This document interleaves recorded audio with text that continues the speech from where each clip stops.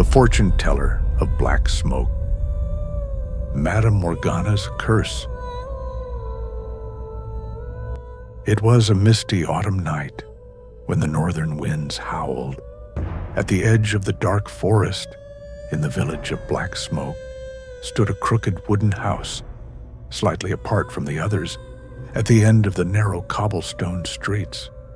The windows were covered with purple curtains, and the smoke rising from its chimney was unlike any other, sometimes greenish, sometimes pinkish, taking strange shapes as it climbed into the sky. This house belonged to Madam Morgana.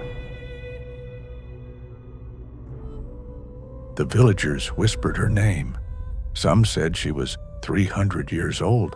Some claimed she looked 50, but was far older.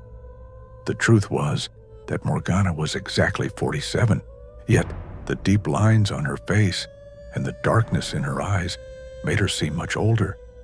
Her long, silver-gray hair was always braided, and she wore a burgundy shawl decorated with black lace. Her fingers, yellowed from constant handling of herbs and incense, wore long, sharp nails. That night, her door was knocked 3 times. "Enter," Morgana said, her voice velvet soft yet dangerous. "I've been expecting you." A young couple stepped inside, clinging tightly to one another. The man, about 25, was blond and blue-eyed. His name was Eric, son of the village blacksmith.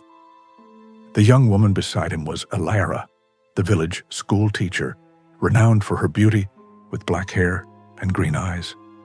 "Madam Morgana," Eric stammered. We need your help." Morgana sat at her table. Before her rested a crystal ball surrounded by countless candles. Every corner of the room was filled with strange objects.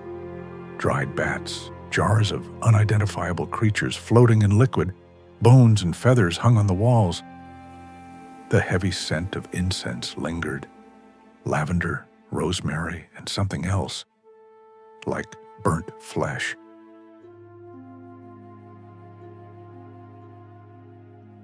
"Sit," Morgana commanded, pointing to 2 chairs opposite her. Light from her rings danced across the walls as she gestured. "Place your money on the table. Payment first, then the reading." Eric, his hands trembling, produced a pouch of gold. Morgana waited, then smiled in satisfaction, the smile of a wolf before its prey. "Your hands," she said. "Both of you." The couple hesitated, but extended their hands. Morgana first took Eric's, tracing the lines of his palm. She froze. For a moment, her eyes turned completely white before returning to normal. "Interesting," she murmured. "Very interesting." Then she took Ilara's hand. This time, she studied it longer. As her finger traced the lines, Ilara's face went pale. "It hurts," Lyra whispered. "Pain is the gateway to truth," Morgana replied without letting go. "Now, look into the crystal, both of you. Do not look away." The crystal ball began to glow from within. Smoke swirled, shapes appeared and vanished. Eric and Lyra stared, entranced. Morgana's voice rose, sounding as if from far away. "Eric, son of the blacksmith, your fate is forged of steel, but your heart is made of wax. I see, in your dreams, another woman, blonde hair, blue eyes, not your mother, not your sister. Who is she, Eric?" Eric's face flushed crimson. Lyra turned to him in shock. I... "Silence," Morgana hissed. "Lies cannot survive in this room. That woman is your first love, Marina, from the neighboring village. You still think of her." Ilara's eyes filled with tears. "And you, beautiful Lyra." Morgana turned to her now. "Your secret is darker still. Every midnight, after all are asleep, you go into the forest, and there you meet. Not a man, is he? Lyra gasped, unable to speak. Eric stared at her in disbelief. What? What do you mean?" he stammered. Morgana's laugh was sharp and cold, like shattering glass. "Ah, poor children. You think you belong to one another, but you are both bound elsewhere. Eric, you swore an oath of blood to Marina. Did you think it forgotten? Blood oaths are never forgotten, only buried deep. And you, Lyra, what did the forest spirit promise you? Immortality? Eternal beauty? Or your mother's healing?" Lyra broke down, sobbing. "My mother was dying. I had no other choice." "There is always a choice," Morgana said, rising to her feet. "But every cure has a price. The promise you gave to the forest spirit. When the full moon rises, you will join with him. You will lose your human form and live in his realm forever. The full moon is in 3 days." Eric leapt to his feet. "No, I won't allow it. You?" Morgana laughed mockingly. "You who forgot the vow you made to Marina. Listen, blacksmith's son, Marina still waits for you. Because of the blood oath, she cannot be with another. Each night she weeps, each day she fades. While you love another, she is dying." The crystal ball flared, revealing an image, a beautiful blonde woman, pale and frail, lying in bed, her eyes staring into emptiness. "Marina!" Eric cried. "Yes," Morgana said, "the blood oath consumes her. If you do not keep your vow, she will die. Yet you love Lyra, and Lyra will vanish forever in 3 days. What will you do, Eric?" The young couple stared at each other, terror and despair in their eyes. "Please," Lyra begged Morgana, "help us." "There must be a way." "There is a way," Morgana said, tapping her fingers in rhythm on the table. "But the cost is heavy." "What is it?" Eric asked, desperate. "I can break the curses binding you. But for that, a trade must be made. Someone must bear your burdens in your place." "Who would take such a burden?" Lyra asked. Morgana's eyes gleamed. "I will. But in return..." She paused, lips curling into that wolfish smile again. "In return, your first child will be mine." The room fell silent, broken only by the crackle of the candles. "You want our child?" Eric's voice trembled. "I won't eat it," Morgana laughed. "I will raise it. I will teach it the arts of magic. It will be my heir. I see that the child born of your union will be special, very special. And if we refuse," Lyra asked, "then Eric, you will watch Marina die. And you, Lyra, will lose your human form in 3 days. The choice is yours." The couple exchanged a desperate look.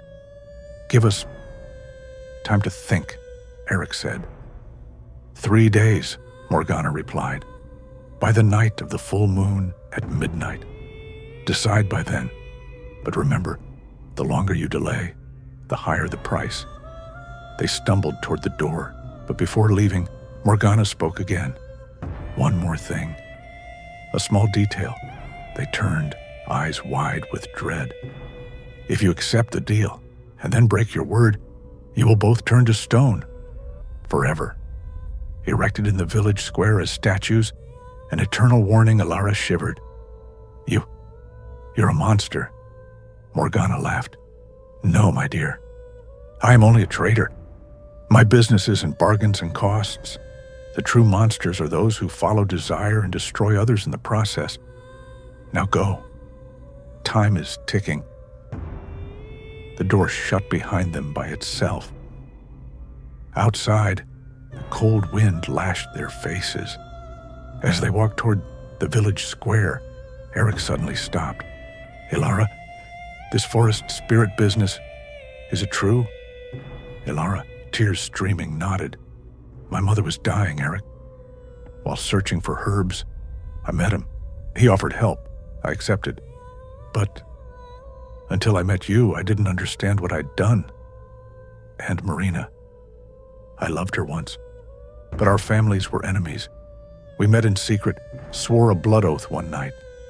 Then her father sent her away. I forgot. I forgot everything until I met you."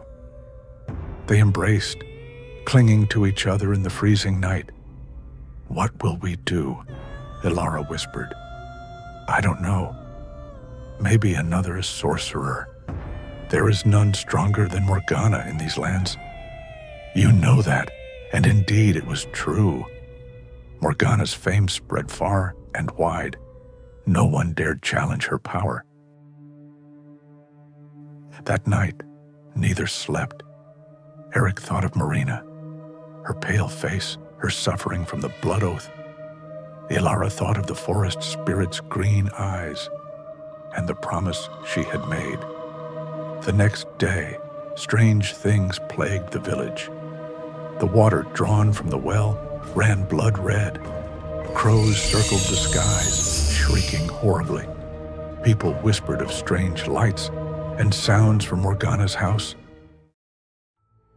On the second day, Eric went to seek Marina in town, while Lyra searched the forest for the spirit, but neither found what they sought. It was as though both had vanished from the world. The third day arrived, the night of the full moon. Hand in hand, Eric and Lyra walked to Morgana's house. The door stood open, as if waiting for them. Inside, Morgana stirred a large cauldron glowing green. "What is your decision?" she asked, not looking up. Eric and Lyra exchanged a final glance, then spoke together. "We accept." Morgana lifted her head, eyes shining with triumph. "Perfect. Then let the ritual begin." She ladled a silver-like liquid from the cauldron and handed it first to Eric, then to Lyra. "Drink." Every drop, the liquid gleamed like molten silver, but stank of rotten eggs. They drank, suppressing their nausea. Suddenly, the room spun, the walls melted, the floor rippled. Eric's body glowed blue, Lyra's green. Morgana chanted in an ancient tongue. Her voice multiplied into hundreds. Flaming symbols filled the air. "Let the blood oath pass to me," she cried. A red light burst from Eric's chest, flowing into Morgana. From afar came a scream, Marina's scream. "Let the bond with the forest spirit pass to me." A green light shot from Lyra, entering Morgana's body. The forest winds rattled the house. "And now, pay the price." She touched her stomach. For a moment, it glowed, and within appeared a small silhouette, the outline of a child. "The bargain is sealed. You are free, almost free. But remember, when your first child is born, you will bring it to me. Break this promise, and you will turn to stone." Exhausted, Eric and Lyra collapsed to the ground. The lights faded from their bodies, but the heavy burden they had carried seemed lifted. "Go," Morgana said. "Be happy, marry, live, but never forget me." Staggering, they left the house. Outside, the full moon shone bright, but no longer a threat. Months passed. Eric and Lyra married.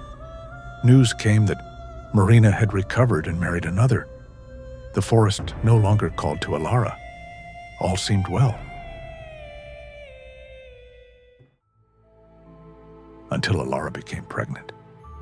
For 9 months, they both dreamed the same dream every night. Morgana standing over a cradle, smiling. "Soon," she whispered. "Very soon." When the baby was born, the villagers declared it the most beautiful child in the village's history. One eye was blue, the other green. Its hair shone silver like Morgana's.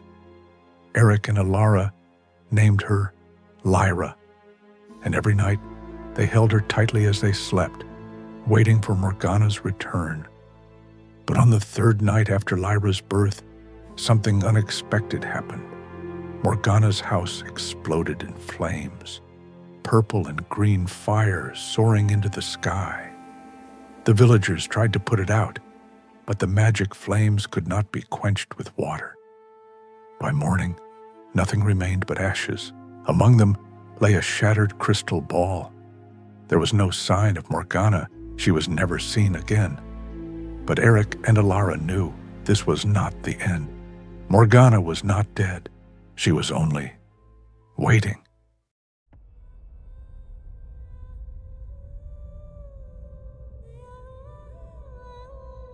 And indeed, 10 years later, on Lyra's 10th birthday, their door was knocked 3 times. "Enter," said Lyra, as though expecting someone. "I've been waiting for you." Eric and Lyra stared in horror. Lyra's voice was exactly like Morgana's. The door swung open. No one stood outside. Only the wind carried in a note. "Our time has come. Let her training begin. M." And from that night on, every midnight, strange lights and whispers came from Lyra's room. Eric and Lyra watched in dread as their daughter's eyes changed. Once innocent blue and green, now darker, deeper, wiser. Morgana had kept her word.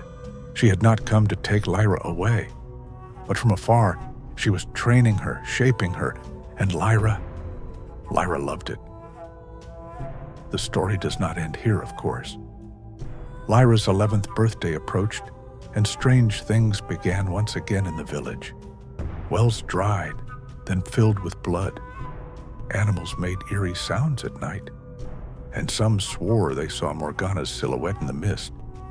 The village of Black Smoke was witnessing the rise of a new sorceress, and no one knew whether this was good or evil. Perhaps it was neither. Perhaps, as Morgana had always said, it was only a matter of trade, power and price, desire and consequence. And little Lyra, only 10 years old, gazed at the full moon through her window and whispered, "Soon, Madam Morgana. Very soon I will be ready." Above the village, the crows continued to circle. If you want the story to continue, don't forget to leave a comment. Like the video and subscribe for more bedtime stories and magical content.